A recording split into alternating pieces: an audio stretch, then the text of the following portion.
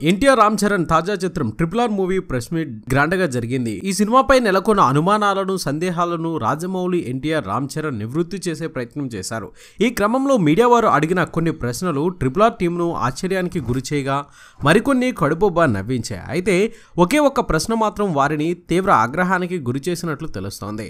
ఆ ప్రశ్న తాలూకు ఆగ్రహం రాజమౌళి, రామ్ చరణ్లో అంతగా కనిపించకపోయినా ఎన్టీఆర్ మాత్రం తన కోపాన్ని కంట్రోల్ చేసుకోలేకపోయారు. హుందాగా స్పందిస్తూనే గట్టిగానే కౌంటర్ ఇచ్చారు.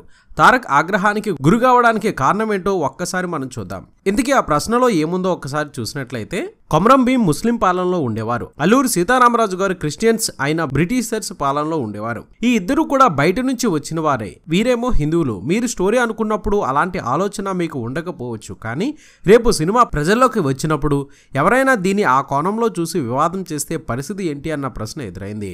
దీనిపై కూల్గా రియాక్ట్ అయిన రాజమౌళి, ఏమడుగుతున్నారు సార్, ఎక్కడి నుంచి ఎక్కడికైనా లింక్ వేయవచ్చా? సరే, మీరు చెప్పినట్లు వివాదం వచ్చింది అనుకోండి, వివాదం ఉందని సినిమా తీయడం మానేయాలా?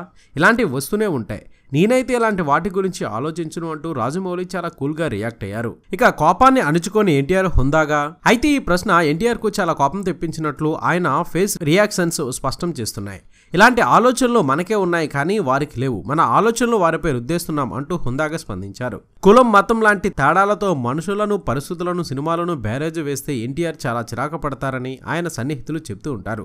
అందుకు ఆ ప్రెస్ మీట్ లో ఆ ప్రశ్న ఎదురవగానే ఎన్టీఆర్ కోపం ఒక్కసారిగా నసాలానికి ఎక్కినట్లు కనిపించింది. ఏది ఏమైనా ఈ చిత్రం భారీ విజయాన్ని సాధించి తెలుగు సినిమా ఖ్యాతిని మరోసారి నలుదిశలా చాటి చెప్పాలని మనము కోరుకుందాం. ఈ వీడియో నచ్చితే తప్పక లైక్ చేయండి, షేర్ చేయండి, మీ అభిప్రాయాన్ని కామెంట్ రూపంలో చెప్పండి. మన SVR మీడియా యూట్యూబ్ ఛానల్ ని సబ్స్క్రైబ్ చేయండి, మమ్మల్ని ఆశీర్వదించండి. Please subscribe and thank you.